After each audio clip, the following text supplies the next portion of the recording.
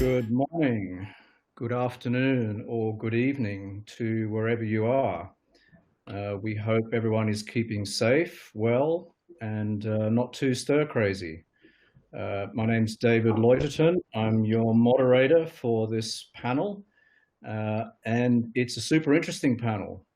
We're dealing today with two converging questions. How do we get more people to engage with streaming music? And what role can brands play in achieving that? When music was a physical business, and I've been around long enough to remember it, we reckoned about 75% of the world's population were buying music in one form or another. And streaming's still very young, but currently we only have about 4% of the global population who are paying subscribers. So we have a long way to go to get back to the penetration that we were once at. So I guess the questions are, will the big services eventually reach that level of penetration? Or do we need to think more broadly, more creatively about how people access music in a streaming world? One size, after all, does not fit all. Can brands build their own streaming services that cater to their customer needs? Will the industry support them in trying to do that? And I guess most importantly, isn't it crazy expensive and difficult to build these services? So today we have a great group of people to deconstruct this. From the brand perspective, we have Sven Sorgaard from ACX. From the music industry perspective, we have Janice Jose from Universal Music Group Brands, UMGB. And from the technology and platform perspective, we have Spiro Arkoudis from Tune Global. Welcome, everybody. Thank you.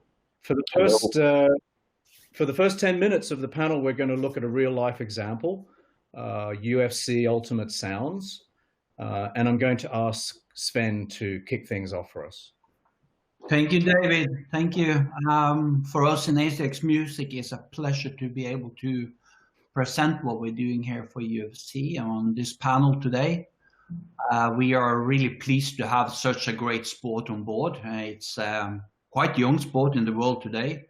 It's one of the youngest, but also one of the fastest growing sports. So I must say, we in ACX Music, based out of Oslo, Norway, we love to be part there and talk a little about what we're doing for the great brand. But maybe, David, we should kick this off with a little video showcasing what we do here.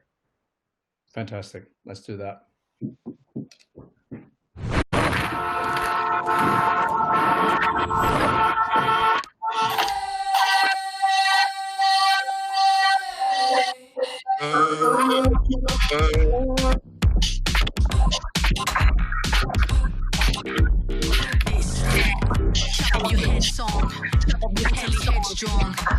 Headstrong, miles away, for days, like it never most.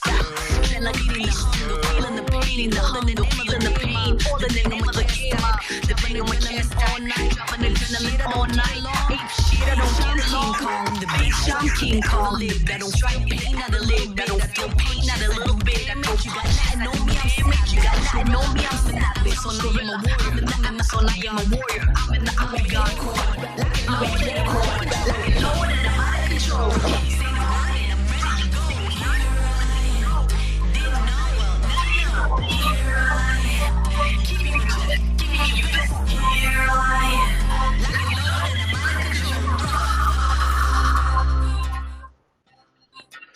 Awesome. So Sven, let's start simple. How did this project come about? We was actually contacted by the IMG management. IMG is the owner of UFC today. They bought UFC back in 2016. And IMG is looking for a new partner to the industry. I mean, what is UFC? UFC is a premium sports and media brand. They have a global reach. And I think it was really interesting for IMG in that case to find new partners who could help this sport to reach out to all these global fans they have. I mean, UFC is a sport for the millennials. That means we have a very cool reach on the 18 to 36, 40, 45 years old guys who really are used to the music industry we work in today. The music industry consists of digital music. And we was asked if we have started on the B2B side, reaching out to gyms, bar, restaurants, that kind of places where we played music first. But we was thinking very much into this area where we could meet a B2C consumer as well. And I mean, this global sports brand, they are all about music. They use music for their sport. They use their fighters in this case. They used music. So we thought this could be a very interesting case to dive into. What is UFC all about? I mean, they have these 300 million plus fans today. It's the biggest combat sport in the world today. And I mean, combat, it's cool. They have these walk-in songs. They have the songs in the arena. Every time a fighter train up, he trained to music. He used music for his relaxation. So there was so much into this where we could be. We also knew that UFC are one of the world's largest pay-per-view provider. That means people in this context are used to actually pay for a service. There is a lot of cool music service in the globe today, but we thought there might be an industry here for the reaching out to the young people. So what is UFC also? UFC is today consisting of 7 Olympic combat sports. So you have a lot of mixed martial art in this, and it's a lot of entertainment every time a fighter go into the octagon. So for us, this was a natural part, David, to go into. I mean, we couldn't see a better sport actually to move into as the first one we did. Yeah, it sounds like there's a lot of synergy there already, Yeah. just without really trying very hard. But was there anything specific that UFC was looking for? What were they trying to get out of this? Was there certain goals that they had? Yeah. They are actually, I mean, they are a sport and media brand, and when we're going to build something for UFC, we need to look a little past the music and see how can we actually entertain these millennials with other content, which is not necessarily only a music video or a music file played. So we also look into this and with a new angle, with new eyes, and see how could we engage with these fighters? How can we meet them in their home arena? What we call it, humanize these cool fighters, and that was actually something we presented for UFC, and I love the idea there. The cool thing with UFC compared to other sports is that this is not a seasonal sport. It is a yearly 365 sport. They have fight events taking place all over the globe, all year around. So you meet the fans every day, and you can engage with the fighters. You can engage with UFC, the industry UFC, and talk about the sport in a new way to all these global fans. I think it's really interesting. So from the fighters' point of view, there's some real positives for them as well. They could, as you say, engage with fans, and they're a bit more humanized, and there's music and videos and what have you. So it's a completely different experience, right? It is. I mean, music today for UFC, I mean, that's for all the sports, but especially for UFC, music is all around the sport. Yeah. You see it in all the promotion they're doing themselves.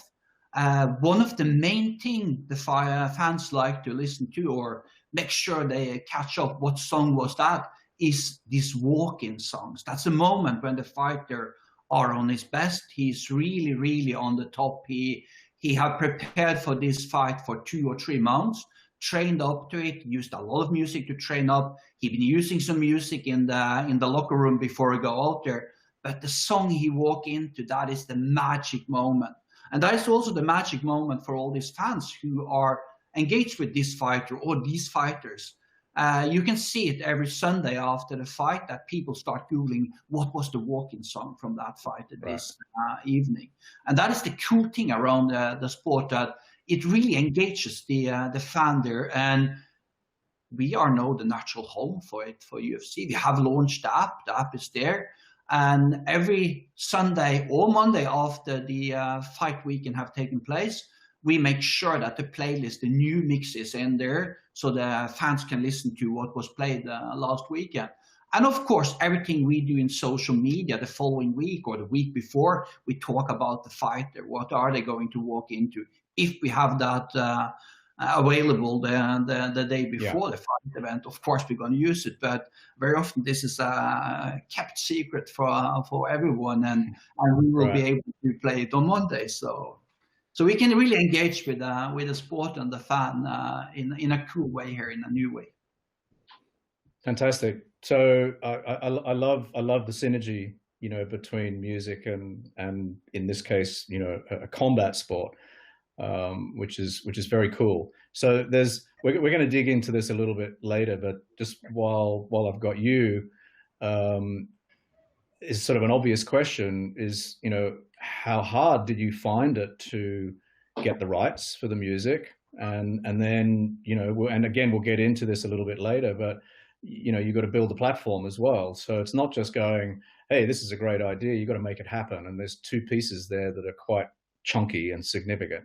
You are totally right. I mean, getting the music rights are always a challenge when you come as a newcomer into the market. There are some big players there from before.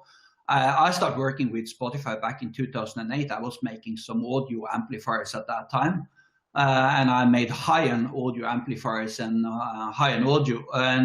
And I wanted the good files in there. The digital industry was already coming, Bluetooth, Wi-Fi streaming, AirPlay started coming in 2008, 2010. So I mean, I've been around and seen this, and I thought there is a huge market for it. And Spotify, Tidal and all these other guys, they've been really good front runners for us. They have educated the world that there is a new way of listening to music. And for us, that was a natural way to go. And I think, honestly, from my perspective, there is a huge potential in the market. It's still a very, very high demand for digital music out there, and building a new platform should be possible to do. But I mean, when we went into this project, we knew that there was going to be a lot of conversation with all the labels, all the management team. But luckily for us, they have been very positive. I mean, we have Janice here from Universal in the panel with us today, and Universal have really been supporting to what we do here. A lot of these management company for the bigger ones in the world have reached out to us. We've been working with one of the biggest for a year, so they've been on our side. But I mean, they want to know what we do and how we're going to do it, and they see that we're making a combo now of a media and music platform where there's also podcast, videos, a lot of content in there talking about what is all this humanization of the fighters sports. Yeah, fantastic. All right, so I'm gonna open it up a little bit. So this is for you, Sven, and Janice. Hi, Janice. Hi. So I'm interested in understanding I guess from both your perspectives, sort of on a more general level, how do brands approach this type of project? How do they think about how streaming music might or might not work for their customers? Because everybody loves music, but it's a different step to go, great, here's my customers, I want to do a streaming music service to address their needs. How do they think about it? Well, first of all, if I may answer that question, Sven, good work on the UFC Ultimate Sounds. I can't wait to have that go live here in Asia. And I like what both Sven and David pointed out earlier, right? Like you mentioned, David, that there's actually a lot of synergies with music and also consumer activities in their day-to-day life. Also, their other interests. So UFC could be one of them. So most brands see that as an opportunity. Like, for example, people like listening to music when they're working out. People also want a music background when they're meditating or they're practicing like mindfulness. People like listening to music when they're hanging out with their friends or eating with their family. So these are moments that brands actually see are very key moments, for them to be able to be more intertwined in their customer's life.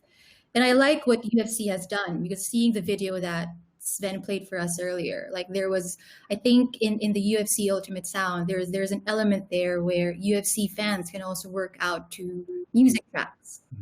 So there is an opportunity there. I think brands do see it as a way to reach out and also have a deeper connection with their customers, apart from what they do in a very traditional advertising way. Yeah, and do they think about? Sorry, Sven, I didn't mean to cut you off.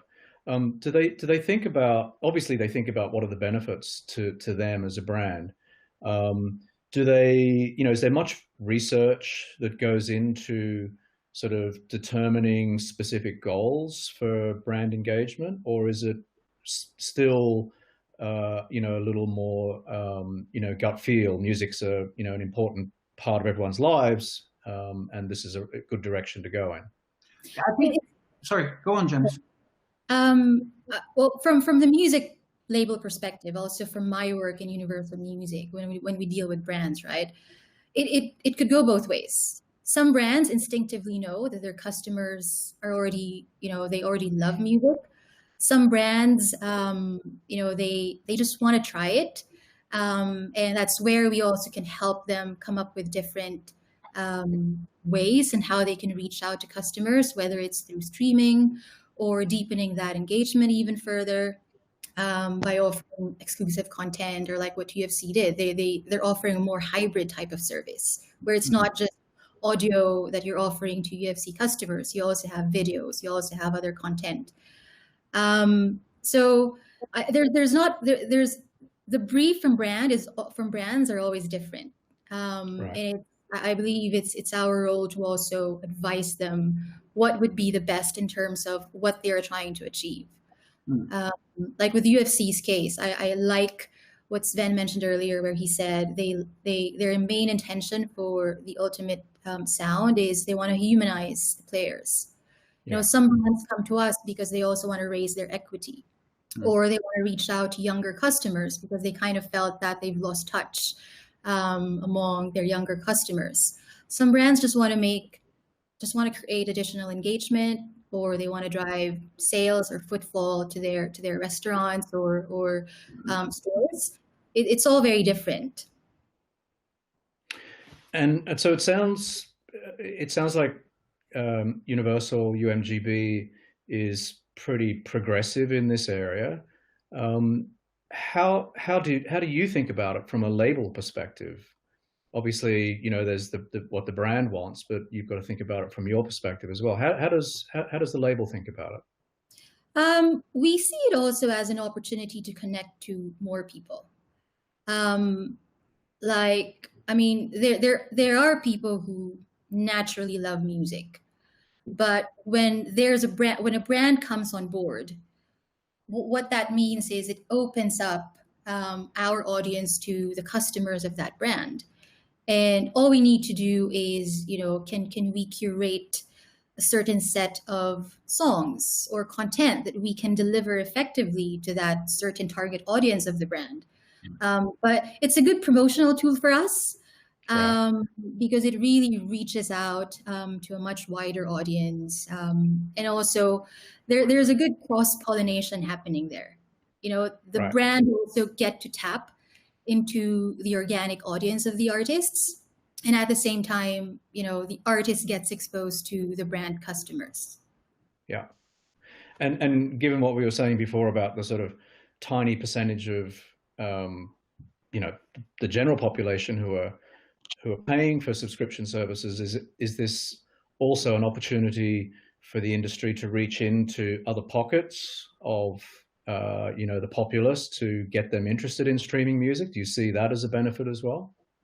Yeah, I mean, especially in most developing markets in Southeast Asia, right? There's still a lot of room to grow for streaming. Right.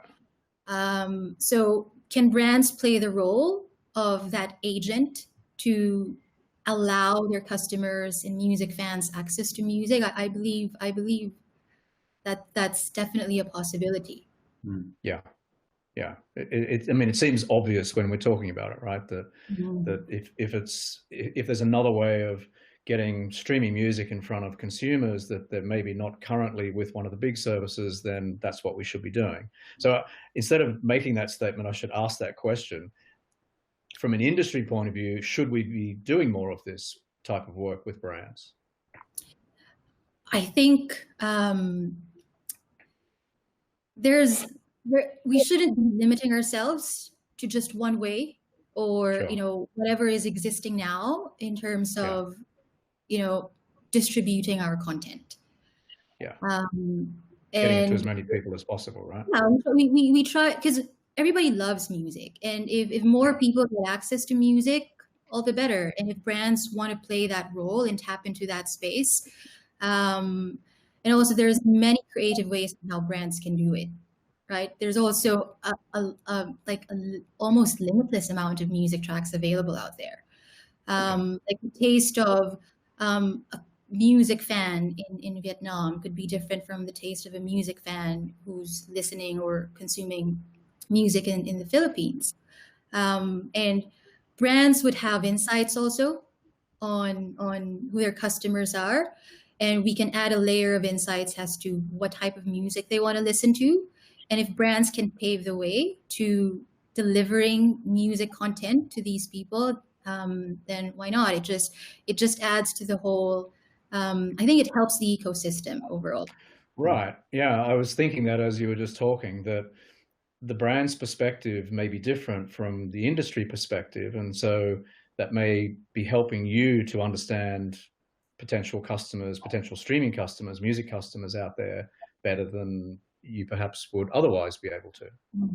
Yeah, it's also about. I mean, it's also about balancing also from coming from a label, right? Like, what do we want to achieve? What do we want to do for our artists? Right. And then taking that and taking into account what the brand also wants to achieve, because brands would have their very different set of objectives that they would like to achieve. Ultimately, for most brands, it's they want to drive their products. They want to build a community of customers, or they want to create more engagement. And if music can play that role while also ticking the boxes of what our objectives are as a label, then I see that as, a win-win type of. Win-win, yeah, completely. Yeah, absolutely. And just one final question for you specifically. Do you think this is something that works well in Asia, or do you think it's obviously UMGB is global, and so you're working with brands globally, but do you see a particular connection with Asian brands? In all of our experience, Asia has always been very connected with brands, and so this seems like a logical thing, but I wanted to see whether you thought that or otherwise. I think I mentioned earlier that, because there's still a lot of room to grow for streaming in Southeast Asia, and people want to listen to music, and for different circumstances, especially in developing markets, right? Like, not people have access, can have access to either paid or free music. And if brands can play that role, then, I think people are open to that. People are quite receptive to it. Yeah. Okay, excellent. Spiro, I don't want to ignore you. So, Tune Global is the platform on which this all rests. So how closely involved were you in the conversation about, you know, what the brand is trying to achieve, what the label is trying to achieve. Clearly, you need to be cognizant of both those things, but is that something that you have to weave into the platform? No, absolutely. And hello to everyone out there watching. So there's a couple of elements. So the word platform is used technically. So absolutely, from a technical delivery aspect, what the execution, if you look at the UFC being an application, I would say it's the foundation of which you then build on top. So the technical enablement of a campaign, or in the case of UFC, a multimedia application, we definitely work. We need to know what the brand's trying to achieve. So we ask the same questions outside any technical supervision. What's the brand goal? What's the center of your universe? What's the ROI? What are you trying to achieve in this play?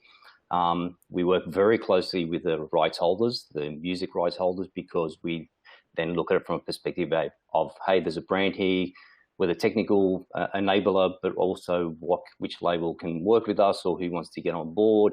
Does this brief, meet the expectation of what the brand's trying to do? So I think the word enablement, when it comes to mind about Tune Global and what we do, I think what I'm excited about in this panel is that there's really three key pillars in doing this, right? Mm-hmm. You've got the brand, usually driven by an agency or ACX, someone defining what's the USP, the unique selling point of what you're doing. You've got the technical enabler, which is Tune Global, in terms of, don't worry, don't spend money, thousands, if not millions of dollars trying to figure this out from a technical perspective. It's already done. And most importantly, the rights holder. Marry the three together and you get UFC in a very expedited manner, versus trying to think of all that and bring it together potentially over a year. It gets cumbersome. It can be complex exercise. So we're kind of passionate about being able to bring both those parts together very quickly. So I wanted to ask you about that, because it's the question that's logically on everyone's mind. It's like, isn't it ridiculously complex to build these things? But it sounds like, you have a solution which is a bit more streamlined than that. You're not building from scratch for each different customer. Absolutely. Can you just give us a bit more color on that? Yeah, I mean, I won't get too technical, but the things that come to mind is, if you're a brand trying to do this on your own, you need to figure out a back-end delivery, content delivery, the references to a front end. Do you have a front end and application? And that can be, costly, extremely costly, lengthy. Then you got to marry the back end and the front end together. So I think we've been pretty proud on Tune Global's side of the last couple of years to develop a white label streaming solution. So to be honest, when we meet a label or a brand, we say, listen, don't worry about the technical side. That's done. You just figure out the rights. What's your USP? So when I talk about unique selling proposition, we pride ourselves as being complementary to the ecosystem, not cannibalistic, right? Let's get more brands involved. Spotify, the Jooks and Apples can take more subscribers, right? So we're like, hey, if we're educating a subset of audience out there that's not subscribing at the moment, that could be due to social economic status, especially in Southeast Asia, right? So if we can create more awareness through these brand executions and then provide potentially an on-ramp to current services, I think we're doing a great thing I think it's important for the whole streaming ecosystem to have more brands getting involved, right? And that's we're just coming out of a pandemic. I mean, if any time you need a digital strategy, you need one about now, right? If you didn't, right? The physical business, live concerts, all of a sudden overnight it's gone. So from our perspective, we're like, hey, if we can offer a technical solution that can cater for, I think the other thing to call out here, it's not specifically just music. It could be audio, it could be video content, it could be a live stream of a video, an event. That's where we're priding ourselves in terms of, hey, brands can play a part in that. If consumers can't pay, maybe a brand wants to subsidize it. They're like, hey, we'll spend a lot of money on this, right? Because we get really good brand affinity. We're engaging with a millennial audience, potentially an audience we're not talking to at the moment, right? Everyone's looking as far as I'm concerned, right? And so I look at it from that perspective. Yeah. So, it sounds like you're making it easy for the brands in this case to achieve what they want to achieve. And again, I got to ask this because it's a question that, is going to be floating around in people's heads. But can I assume that this is not crazy expensive? I don't want you to quote numbers or anything, but this is something that, as a platform provider, it streamlines the process and, enables someone to avoid having to pay millions of dollars to build it from scratch. Without doubt. Absolutely, without doubt. Like I said, our mission statement is: listen, the techs, we've invested in our tech, right? Because we want to position ourselves as being, the go-to tech partner. Absolutely, because at the end of the day, we say to the brand, your job is to market the service. We work with them in terms of the USP. Data is important. What type of data are you trying to get out of this? Executional project. It could be a 3-month campaign. It could be a 2-year project. So we look at everything, right? And because we've developed all that technology, it just means that we can deploy very quickly, whether you want this for 3 months, 6 months, 2 years, 5 years. Again, our philosophy is, hey, what's the marketing plan? Have you thought about what the KPIs or what's the ROI of your business? If you don't have any, can we help you? There's a lot of companies out there, brands, not really sure about this side of the business, so they don't know what the KPIs, they don't know what the ROI is. So we kind of say, listen, we can give you some of that, right? Or we can, as Janice said, cross-pollinate. What are you trying to achieve here, right? And it's actually interesting to see some brands along the journey start to understand, say, you know what, we kind of get it now. We haven't thought of it from this angle before. We're starting to see how we can better use music, right, as a engagement tool, but also to position ourselves with a vital audience, usually millennials, right, across Asia in this instance. Okay, so we'll come back to UFC in a second, but and I guess this is Janice and Spiro. I'm assuming that there are other brands that have done this or done similar types of things in the past. Can you give us some other examples? Janice, yeah. So, or did you want to talk about one we did together last year, or? Yeah. So we've done one. I've actually Universal Music and Tune Global has done a project last year with Pizza Hut in Malaysia. And their objectives are very clear. Like, they want to reach out to young consumers locally. And they believe that music is, the right tool for them to be able to do that. So we worked with Spiro and Tune Global on a music streaming platform for Pizza Hut, where young people can it's very easy for them to use. Like, all they need to do is scan a QR code on their pizza box, and then it automatically takes them to a streaming app.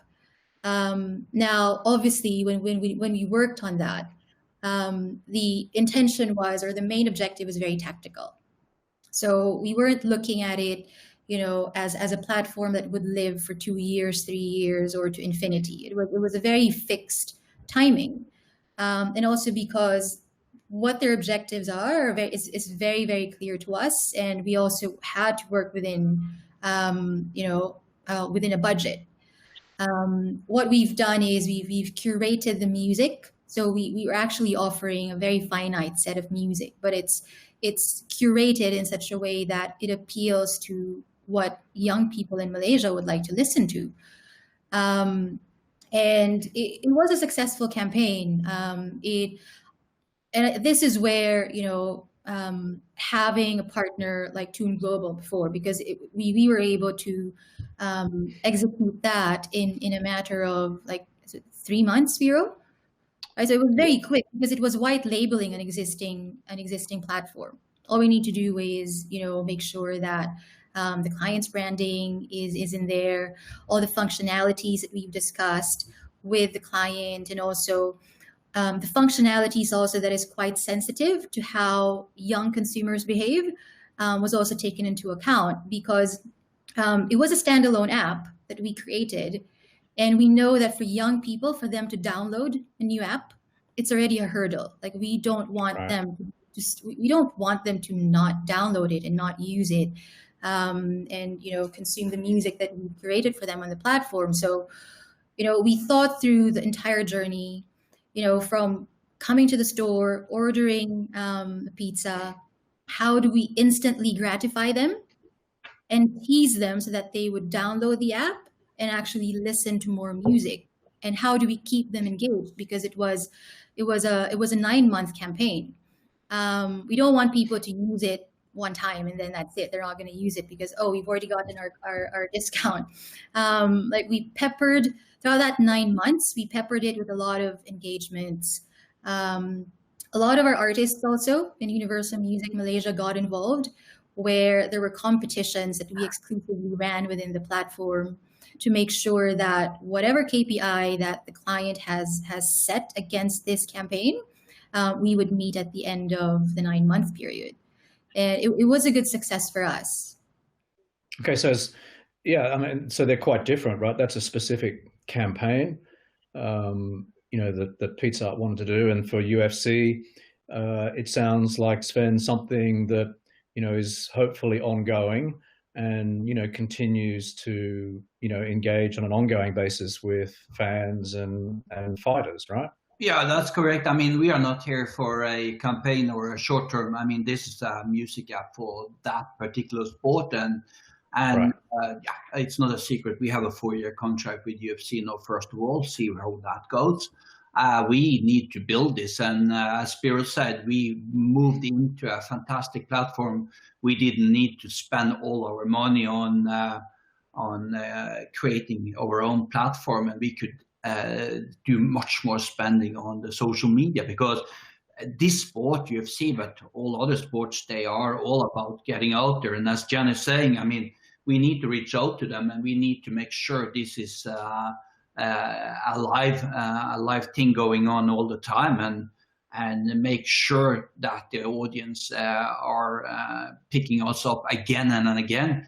I think there is, depending on market, of course, I think there is room for everyone to have more than one music streaming app. If you are a big fan of a big sport, it's like having HBO and your normal TV channels.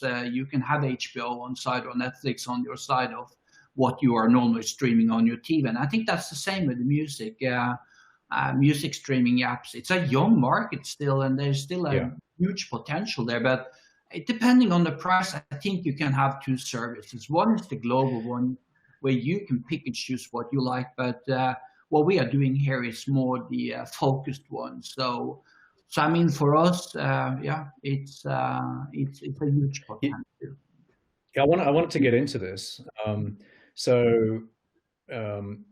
We've talked a little bit about how the UFC services is different, but I guess the question is, and I think you make a good point, Sven, is having a branded service like UFC, is that complementary to, for example, if you have Spotify or Apple or Amazon or any of the other services?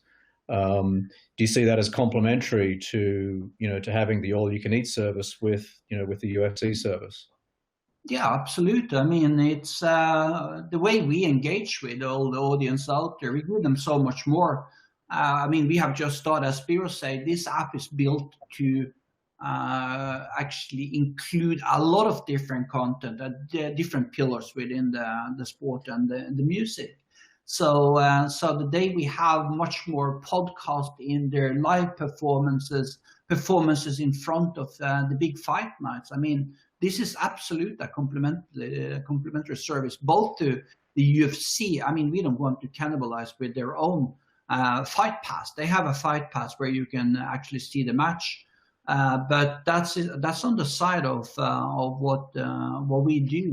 We don't go in and try to show the matches in this app, but the app is built in a way with a platform that we can actually do a lot of things. So I think we do the fans a great service here. They can reach out to their big idols much more, and that's what it's all about.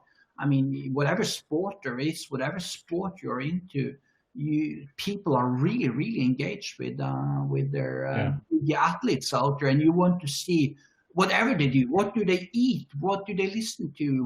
When they eat? What do they listen to in the car on the way to either the training center or to the arena? So as Janice also said, I mean, a lot of the UFC fans, and I take that particular because that's the one we work with right now. A lot of the UFC fans, they want to train to whatever the big fighter idol train to.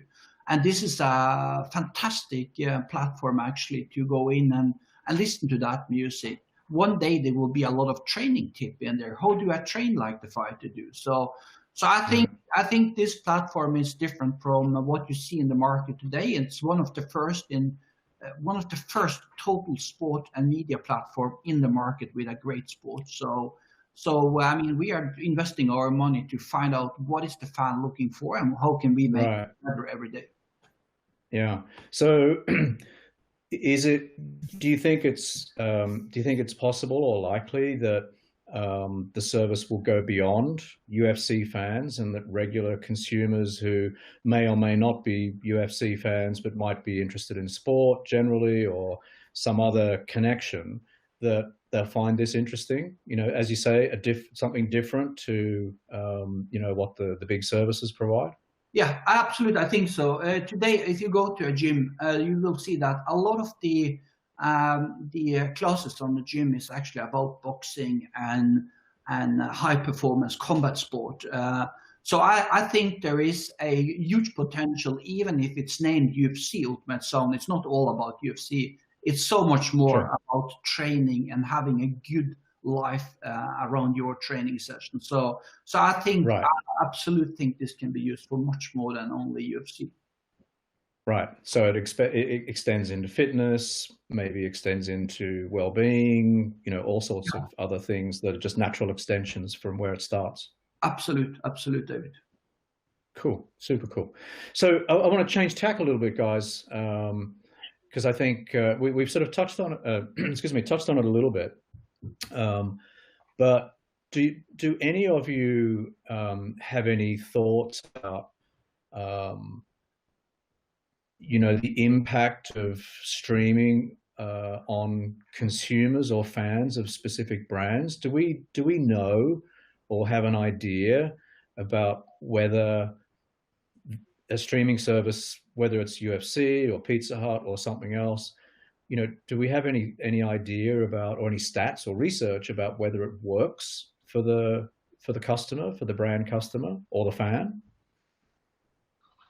That's a good question. If I can just jump in on that, and that's something I think from our side, when brands are getting involved, whether it's the Pizza Hut campaign or a UFC, what we see along the way is to say, look, you know, if a user is spending, or the average user is spending 30 to 40 minutes a day on your application or project, we sort of say, well, that's a great milestone, right? You've got an engaged audience.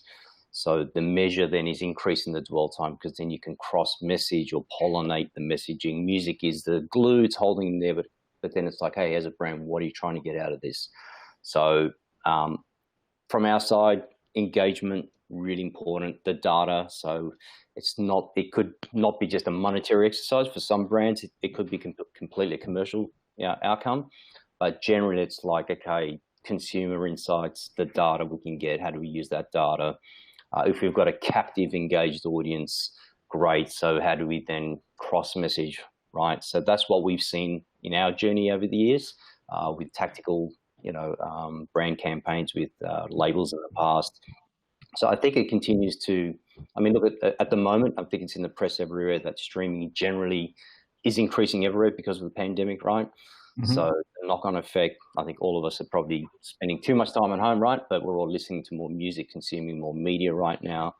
The knock-on effect is obviously more people are probably subscribing now, probably subscribing to more services. But I think if we look at it, I'm going to kind of isolate Asia at the moment. Mm-hmm. I think there's definitely some markets, the social kind of economic status, a lot of this, Southeast Asian countries, for example, dictates that we still need to, educate, create awareness, on-ramp people, maybe through a free service for now, but potentially a brand subsidized product, right? So it's still, from my perspective, and I'll stop in a minute, it's definitely a learning curve, but we need to keep applying that learning to see, how we can, where it goes to next, right? At least the education piece needs to be there. And with brands, also helping brands understand, what's the ultimate ROI in doing so, right? And we kind of help them to kind of put that in the, work towards that. So I want to just zoom in a little bit on a couple of things you just said, Spiro, and this is, again, for everybody. You talked about data. Do the brands try and capture data around the service? Is that part of what the brands are looking for? I want to know what people think. I want to understand who's doing what, who's listening to what, how that relates to my brand. I mean, are you capturing certain types of data that helps the brand understand, whether this is working or not? Yeah, sorry. Yeah, go. I mean, we see it today. We have already started doing that, David, even if we are in an early phase. And for us, it's very important to get all these consumer insights from the market. We have a very good learning from the Fight Pass in UFC. It's been there for 5 years, and all the data captured by having that in have been very important also for us, because it's the same consumer, and you see the consumer's behavior here. So for us, getting all this data we need in there is extremely important. We do surveys on side of that also to actually find out, are we on the right path here, or do we need to change a little? So I will say yes, Spiro. I think you are agreeing with me on that. Yeah, and that could be through gamification too, right? We gamify as well. So again, harvesting the data, learning from that, right? Rewarding the user, right? And seeing what effect that has on the experience. And again, slightly different tack, but something you all talked about, and that is how do these platforms create stickiness and loyalty? I mean, are there specific things that you're trying to achieve? Is it brand driven, or is it more general around streaming to help, keep the consumers there, keep the fans there? Yeah, new news all the time. I mean, that's where we need to spend the money. These are a demanding audience out there. These are fans. They are used to Netflix and YouTube and all that stuff. They are instant. They need it all the time.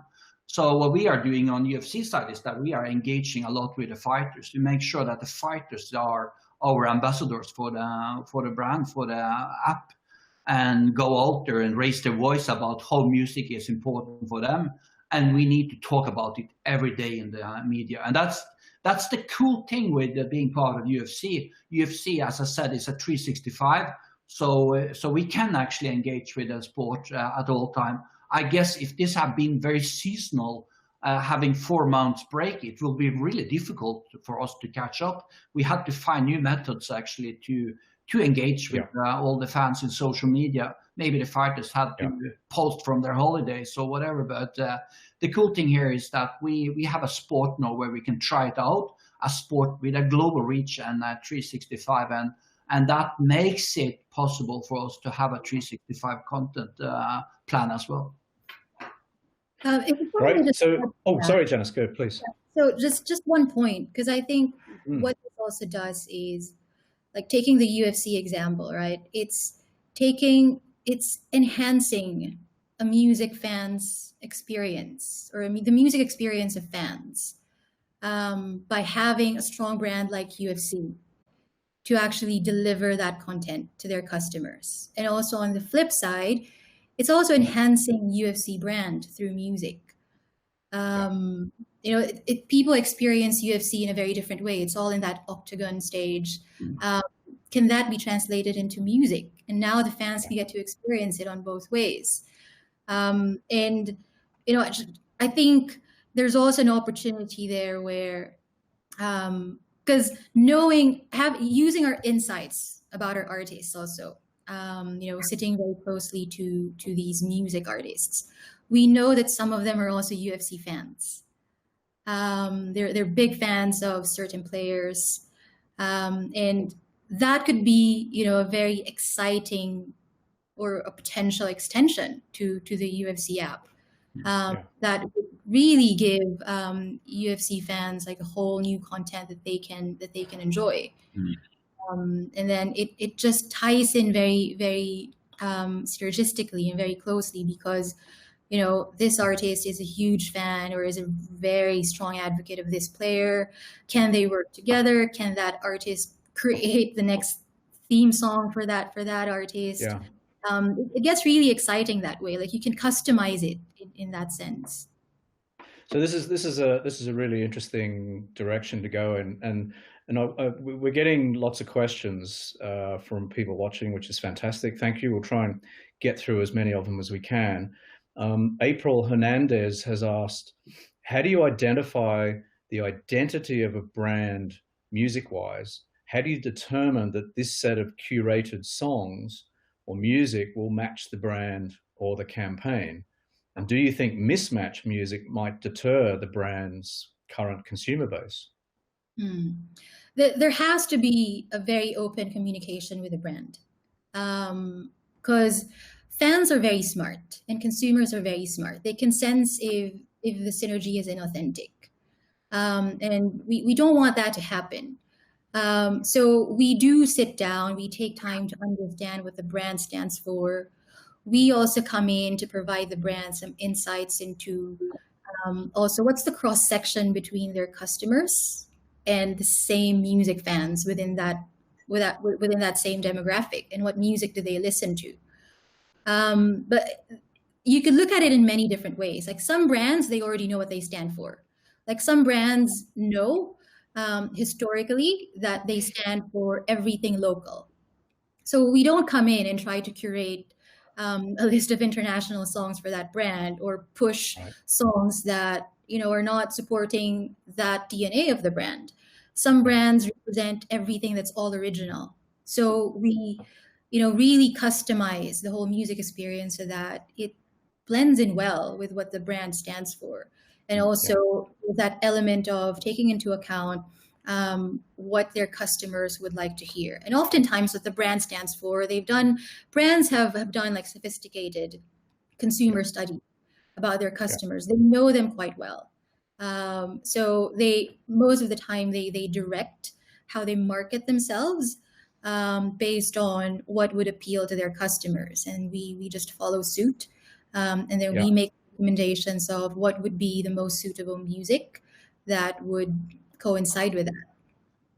But that's quite a skill to match that research that the brand has possibly been doing for decades about who their customer is, trying to match that with music that makes sense for that for that consumer, right?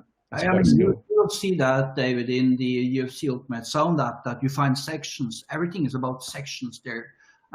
There is one big section with all the fighters where they have their specific music, as Janice said, it's custom made for them.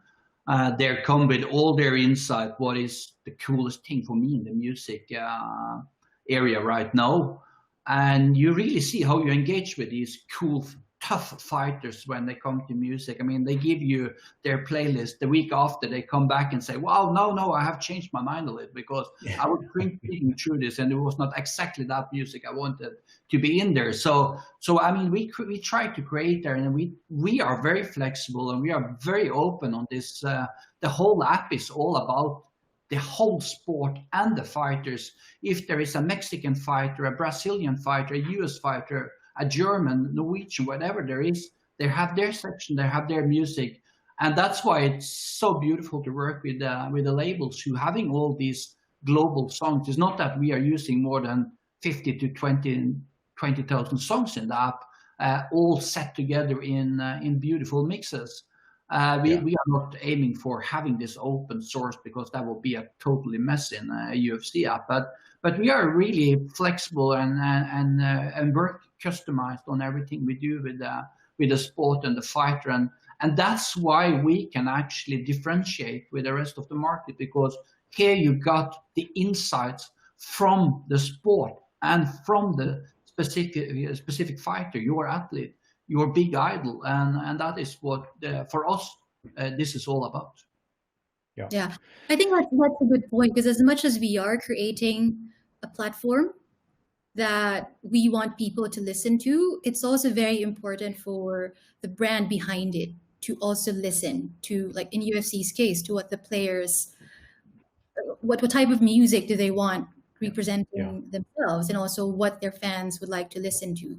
It's always very fluid. Like you can't just say, okay, right, UFC, this is the type of music that you need to put in there. Like you have to also be sensitive and take into account what does UFC fans really want to hear and what do the players think is the most suitable type of track and music and genre for them.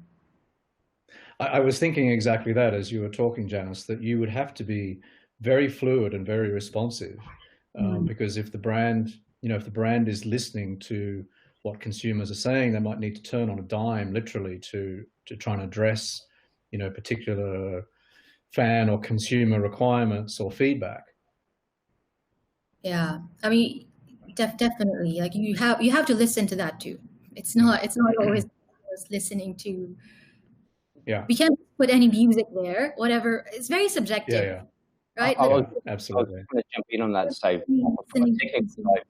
stepping too technical is that you can also give personalized experiences for everyone as well, right? So the platform can provide recommendations, and based on each person's usage and taste, you start to splinter out to thousands of unique personalized experiences, right? So you can either dictate the genres or what they want to listen, or as when you're harvesting that data back, you start to think, I'm this brand, but guess what? The skew of my audience seems to be, heavy metal, or they seem to be, wow, we didn't realize we've got a certain, information coming, or analytics coming back that, wow, we didn't know our audience was into this type of range of music, right? So it's kind of reverse as well. It works both ways. Yeah. Okay, we've got literally a minute and a quarter to go. So I've squeezed one more question in, and this is from Tom Burbeck.